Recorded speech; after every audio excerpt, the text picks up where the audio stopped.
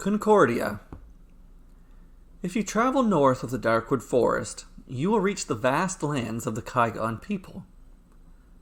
Life is as harsh as the winters there for all the great tribes, or branches as they're named by their people, but it was most harsh at the very north of the world. At that spot was a great mountain. Only 2 Kaigon branches lived in that barren northern cold: the western Occasum peoples and the eastern Ortu people. The Occasum and Ortu people have battled for as long as they have lived at the northern edge of the world. For both branches have considered the lands at the base of the mountain to be holy. The fighting had started before the greatest redwood was a sapling. The dead crowned greater than the lost needles on a dead pine. Their blood flowed like a melting spring river. One day, the leader of each of the branches called a meeting. Accompanied by 6 guards each, they decided the best way to settle the dispute.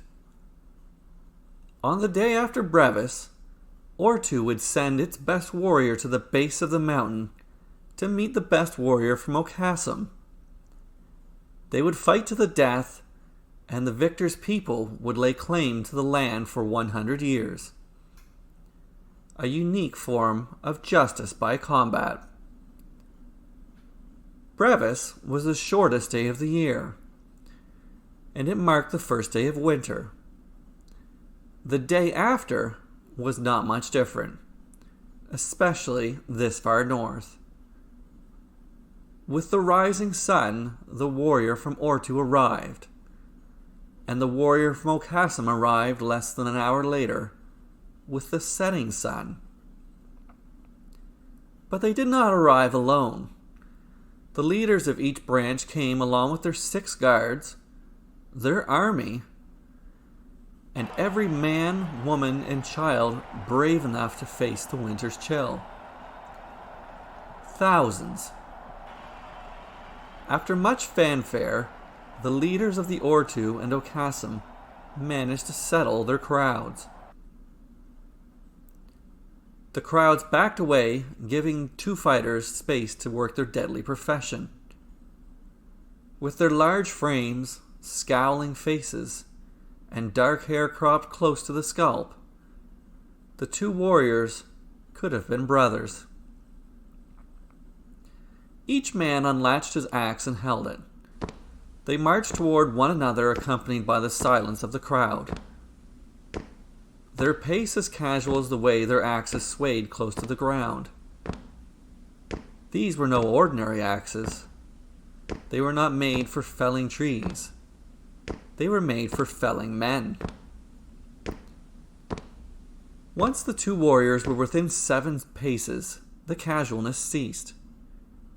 Casual was an inappropriate word for these men. These men were professionals, masters in the art of reditus. They raised their axes, a mirror image of one another, and took 1 step forward in sync. Any forward motion past this would put them in striking range. The crowd watched as the second stretch. They remained silent and still. The warriors remained still as well. As masters of reditus, they knew the first man to move would leave an opening. An opening so small it would be imperceptible to most. To a master of reditus, the opening would be as large as the mountain that served as their backdrop. To a master of reditus, that opening meant death. The warriors remained as still as the mountain. The crowd began to fidget. Soon, the crowd began to talk.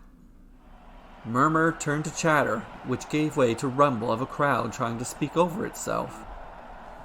After a few hours, some of the watchers began to leave. But the warriors' feet were planted as firmly as the roots of a redwood. By the end of the first day, most civilians had gone home. Even in winter, chores still had to be done. Cows needed to be milked. Eggs needed to be gathered. Sheep needed to be let out and herded to graze. At the end of the second day, a lack of food forced the armies of Ortu and Occasum back south to their homes. Only the leaders with their 6 guards remained.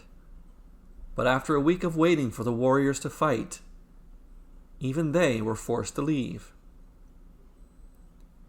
The leaders of Ortu and Occasum decided to delegate a scout from each of their peoples to check the status of the fight every day. Then they went home. On the first day, the scouts reported the same thing. Neither warrior from Ortu nor the warrior from Occasum had moved. The second day was the same. A storm the likes not seen in 100 years came down the third day. Snow fell from the heavens, and wind blew it all around. It was impossible to see more than one step in front of yourself. All directions were gray. Any traveler in this would be lost to the land. And so, no scouts traveled to see the warriors on that day. Nor did they travel any other day for the next moon. For this storm was the greatest storm in 100 years. The storm left as fast as it came on. Overnight, the snow stopped falling. The sun came out early that morning.